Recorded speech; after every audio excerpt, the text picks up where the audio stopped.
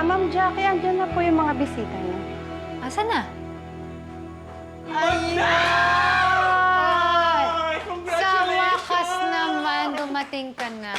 Ang galing-galing! Diyos ko, wala akong masabi. Ang ingay-ingay mo. Ay, salamat at nandito ka na. At least, mawawala na yung isip ko sa mga problema. Ha? Bakit parang problemado ka pa? Eh, nanalo ka na. Eh, ano pang ini-emote-emote? Ano pang mga kadramahan yan? Wala. Wala. Huwag mo akong pansinin, ha? Nasaan na? Nasaan na yung mga designs natin? Dali na para makapili na tayo. Ito yung mga pinagkuhanan namin ng design. Asan dito? Hanapin ko pa. Tapos ito yung pinagpuyatan namin ni Loisa kahapon. Ayan, ang gaganda. Ayan. Ayan, ilatag mo na. Ay, madam, pasensya na pala, hindi nakasama si Loisa. Gawa na nagpabunot ng ngipin kahapon, 3. Ayun, hanggang ngayon, namamaga, kaya nilalagnat. Sabihin mo, huwag na siyang bumalik dito. Ha? Chika. Mabuti, nandito ka. Kasi ba naman, mga kausap kong mga high-end designers, sinatawagan ko kung kailan naman importante yung okasyon, saka sila hindi pwede. Ibahin mo kami ni Loisa, ha? Lagi kaming ready para sa inyo. Alam mo naman, ang Jess and Loisa, the secret of the stars. Tama lang yon kasi ako lang nga yata ang customer nyo eh. Uy, hindi naman. Ikaw naman. Madam, alam mo, bilib na bilib ako sa mga gerero. Biruin mo yun. Ang lakas ng masa ni Tanggol. Tapos, nilampasan nyo lang ayun, ngangi, luhaan. Ito ka namang si Engot na ito, hindi nag-iisip. Bumangga sa pader. O ayun, nabagok, plakda. Lakda talaga, planga. Truly. Hindi nag-iisip. Gusto ko to. At pinagpuyatan namin yan ni Loisa. Madam, Si sukatan ko na Loisa. kayo, ha? Okay. Madam, nasaan na nga pala si Mayor Miguelito? Lumabas. Pero babalik din yon. Siguradong babalik yun mamaya para personal mo siyang makongratulate. Okay? Madam, magpapapicture ako sa kanya, ha? Huwag ko kasi niya! Napakaingay mo. Oo, picture lang ba? Kaya. Ay, Diyos ko, excited ako magpapicture sa kanya. Gani, madam. Ayan. Gusto mo lang ba magpa-picture? My God. 33. Kaya natin yan gawin. Ayun, sana naman. Ayan, ito ba?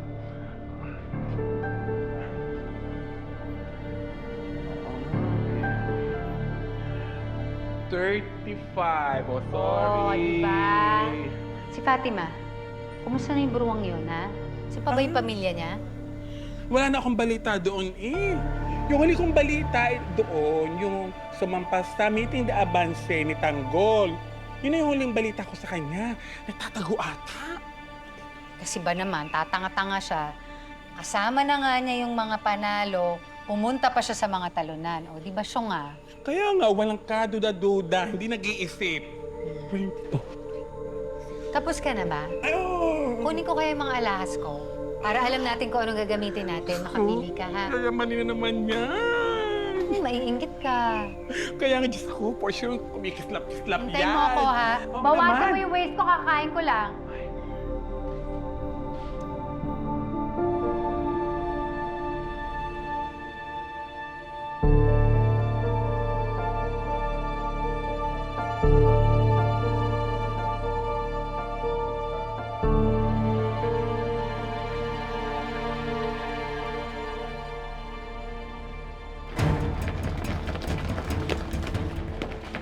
Tumutay! Korporal! Ibagi ba? Kumusta? Ayos na ba lahat? May mga uling bili na lang ako, sir. Pagkatapos, pwede na tayo mag-mobilize. Ikaw, isang korporal. Hindi na kailangan. Ako nang bahala sa lahat. Sir, mawalang galang na, pero ako po ang inatasan ni Nel Guerrero para sa misyon na to. Isang dekada ko na po ng personal na misyon na mapanagot si Ramon Montenegro sa mga kasalanan niya. Yun na nga eh. Isang dekada ka na pumapalpak. Sa tingin mo ba, saswertein ka ngayong araw na to? Di mag-iba. Operasyon ko na to ngayon. Understood? I said, understood?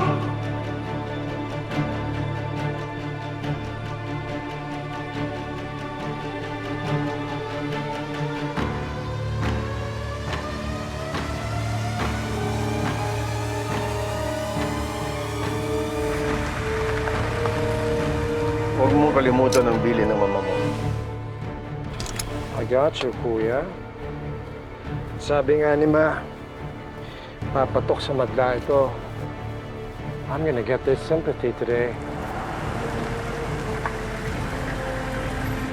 Lieutenant Victorino, sir. Di magiba. Nandito na sila, Mayor.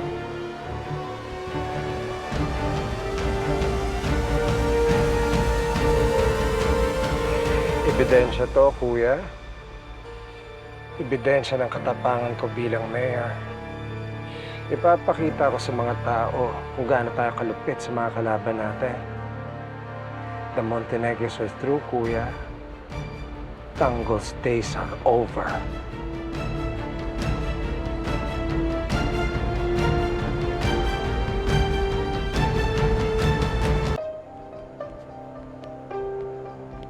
Oh, Olivia, nandito ka lang pala. Kanina pa kita hinahanap. Kinakabahan ako. Anytime, pwede tayong sugurin dito ni Roberto. Umalis na tayo pa. Anak, huwag kang mag-alala. Kaya natin sila. Hindi sila makakapasok dito. Safe ka dito, anak. Kilala ko ang mga gerero pa. Hindi nila tayo bubuhayin. Lalo na't marami tayong alam tungkol sa kanila. Sigurado ako gagamitin nila ang pulis para sugurin tayo. At kung hindi man tayo mamatay dito, nahuli nila tayo. Sa kulungan nila tayo papatayin. I've seen that so many times before. Ayoko mamatay pa. Huminahon ka, anak. Huminahon ka. Walang masamang mangyayari sa'yo. Dadaan muna sila sa aking bangkay bago ka mapahamak sa kanilang mga kamay. Napagkabuti niyo sa akin. Maraming salamat. Natural, anak. Anak kita. Walang mga magulang na gustong mapahamak ang kanilang mga anak. Ang ipinagsisisi ko lang, hindi ko agad inako ang aking pagiging ama sa'yo. Sana nagkasama pa tayo ng matagal-tagal na panahon. Wala kang dapat pagsisihan pa. Magkasama na tayo ngayon. At kahit sa maikling panahon, masaya ako na nakilala kita bilang ama.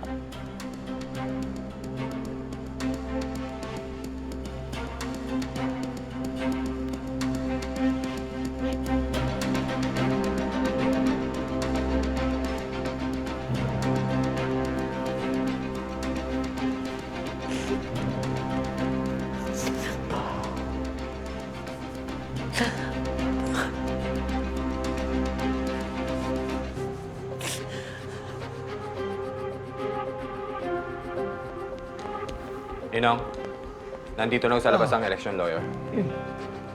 Sige, sumunod ka sa akin sa baba.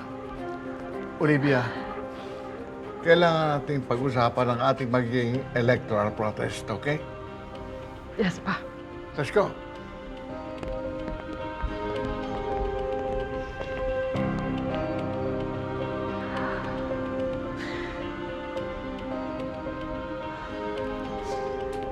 Ramon, siya sa Karanda, election lawyer.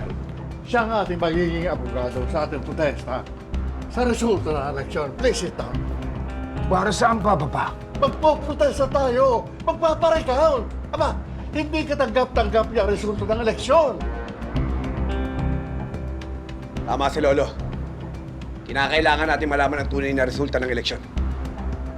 Huwag natin sayangin ang tiwala at ang boto na binigay ng mga tao.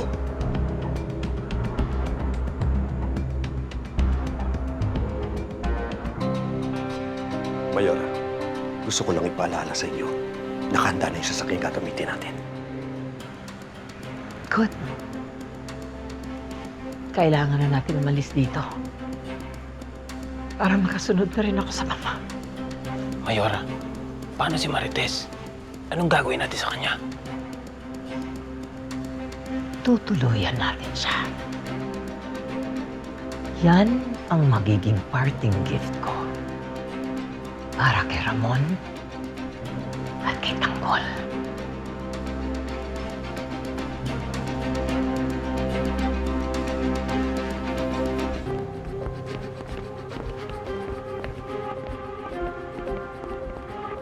Olivia! Olivia, halika. Meron tayong dapat pag-usapan tungkol sa ating protesta sa resulta ng eleksyon. Anong kailangan kong gawin? Kailangan niyo na ni Tanggol pirmahan itong special power of attorney. Para ako na maghain ng protesta ninyo. Mag-demand tayo ng manual recount para malaman natin ang resulta. Tanggol, pirmahan mo to. Sige, attorney.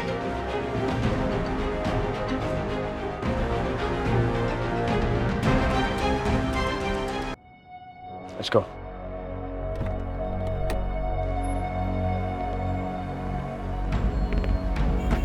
Good morning po, Mayor. Di ba, Giba? Nasa taas po. Okay, let's go.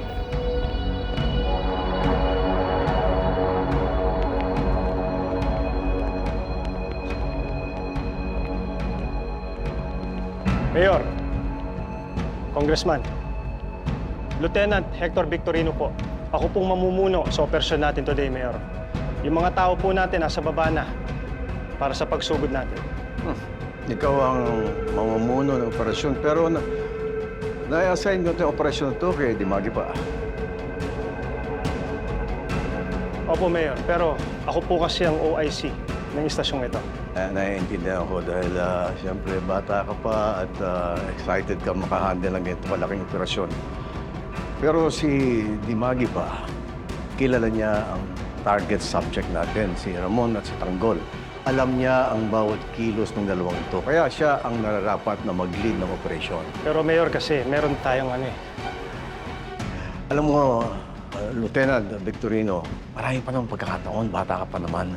Siguro sa susunod, bibigyan kita ng operasyon na maganda-ganda rin. Pero sa ngayon, handa na si Dimagi ba? Alam niya ang gagawin niya, naka-ready ng mga tao niya. Siya ang magle-lead ng operasyon. Mayor, si Dimagi ba na rin po nagbanggit sa akin, ha? Isang dekada na po niyang hinahabol si Ramon. At hindi niya pa rin po tumahuli-huli. Mayor, baka mapahiya po tayo sa kanya. Bakit ang dami mong tanong? Just do as we say. We are the Guerreros. And we always get what we want. Magigat ka sa mga sinasabi mo, Lieutenant. Baka sa susunod, pahiyain kita sa harapan ng mga subordinates mo. You got that?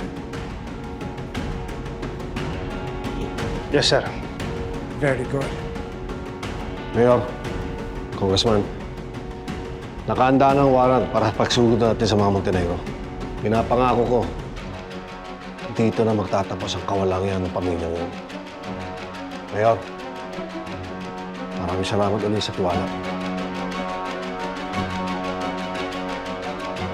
Egor, pag nagawa natin na maayos ito, pinapangako ko sa'yo, tutulungan kitang tumaas ang rangko mo. Pangako ko yan. Salamat, Mayor.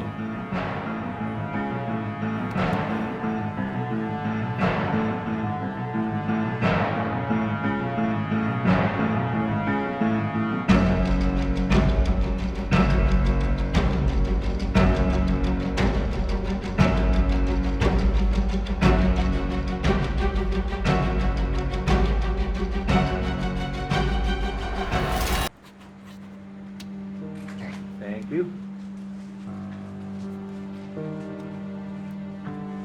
Sige, Atty. Maasahan ko lalabas ang totoo kung sino talaga ang nanalo sa eleksyon ito. Ako, pagkasamaan mo sa Atty. sa ating mga taon sa paglabas dito. Dito tayo, Tony.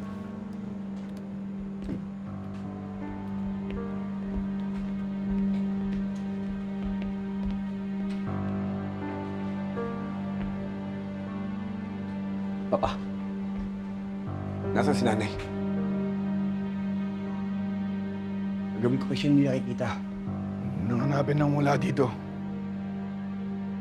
Pagandaan mo na lang ang paglusob ng mga gerero. Bakit to? May nangyari ho ba?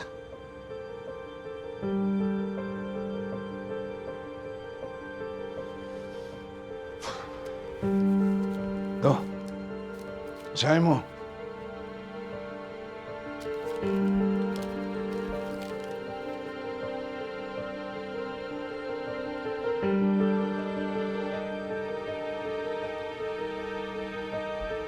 Hindi totoo to. Hindi magagawa ni nanay ito. Matagal siya naghirap at nagsakripisyo kay Rigor. Kaya natitiyak ko na hindi siya babalik doon.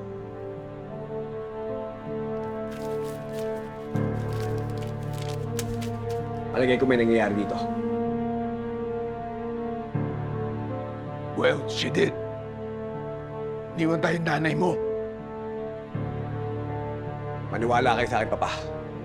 Kilala ko ang nanay ko. At hindi niya gagawin sa inyo yun. Pa, may I be excused? Meron lang akong aasikasuhin.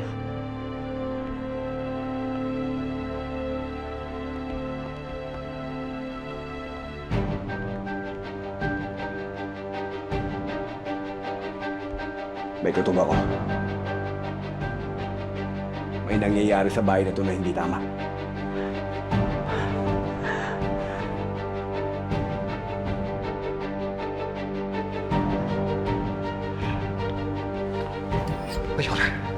Mayora, mukhang naghihinala na sila. Hinahanap nitong gulong nanay niya. Eh kaya nga kailangan na kaagad natin umalis dito. Anong gagawin mo? May tatapusin lang ako.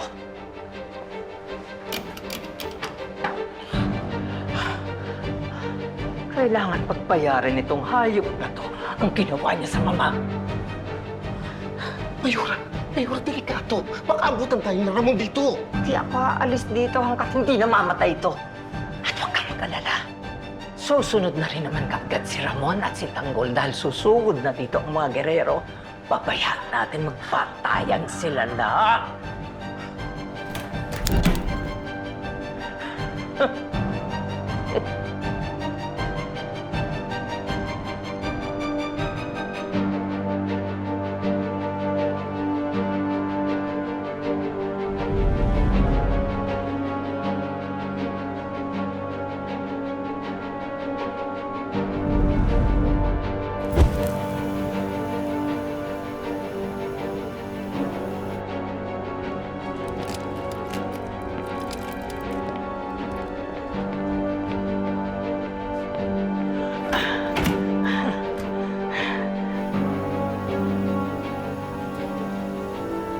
Tignan ko lang kung hindi ka masusunog dyan, Marites. Mauna ka na sa impyerno.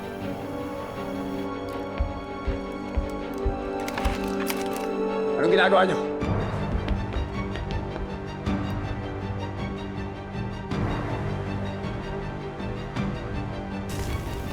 Wala, nagleletsyon kami. Naglilitsyon.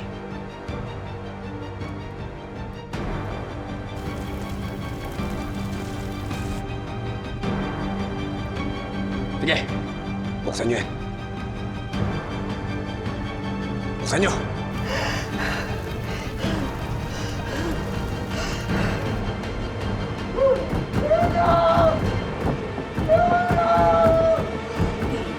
Buksan mo!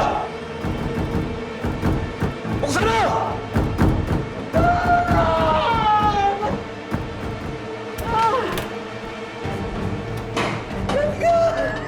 Nay!